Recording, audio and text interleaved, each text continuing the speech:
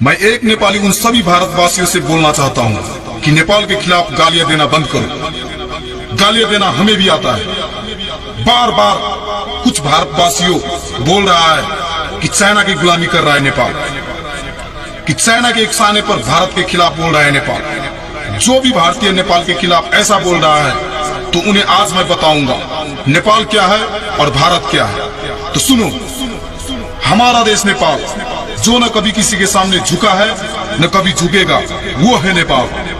विश्व में एक ही ऐसा देश है जो किसी के गुलाम नहीं बना है, वो है नेपाल। विश्व में एक ही ऐसा देश है जो शांति के प्रतीक माना जाता है, वो है नेपाल। हमें गर्व है कि हमारा जन्म नेपाल में हुआ है। और कुछ भारतवासियों हमेशा एक ही बात करता है कि चाइना के उकसाने पर भारत के खिलाफ बोल रहा है नेपाल। अरे तुम्हारा दुश्मनी चाइना से है तो हमें वो गुस्सा हम पे क्यों उतार रहे हो? बहुत घमंड है तुम्हें अपनी ताकत पर, तो लड़ो ना चाइना से। देखते हैं कितने पड़ोसी मुल्क से तुम जीत पाते हो। आज भारत को लग रहा है कि हम सबसे ज्यादा पावरफुल देश है। तो हिटलर का हिस्ट्री पता ही होगा भारतवासियों को। हिटलर को भी ऐसा ही लगा था कि हम बहुत पावरफुल है, हमें कोई नहीं हरा सकता। और परिणाम क्या हुआ पता ही होगा। अगर फिर भी नहीं समझते तो ठीक है, भविष्य में समझ जाओगे। अब सुनो, अगर लिपू लेक और काला पानी के बारे में वास्तविक तथ्य बाहरी दुनिया को पता चलेगा तो भारत की प्राचीन सभ्य शालीना पुरखों द्वारा अर्जित इज्जत और विरासत मिट्टी में मिल जाएगी। तब सारी दुनिया भारतीयों को एक घटिया क्षुद्र चित्त वाली कौम के रूप में जानेगी। उसके बाद भारत को एक बड़ी शर्मिंदगी के साथ नेपाल का काला पानी, लिपू लेक और लिप्याधुरा वापस देना होगा।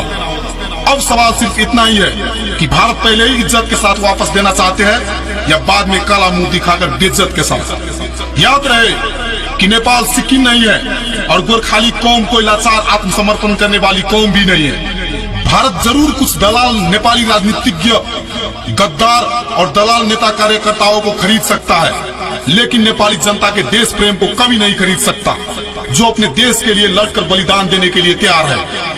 अब हम एक बार इतिहास की तरफ झांकते हैं। जब पूरा भारत अंग्रेज की गुलामी में जकड़ा था तब नेपाल अंग्रेज के साथ डटकर लड़ रहा था।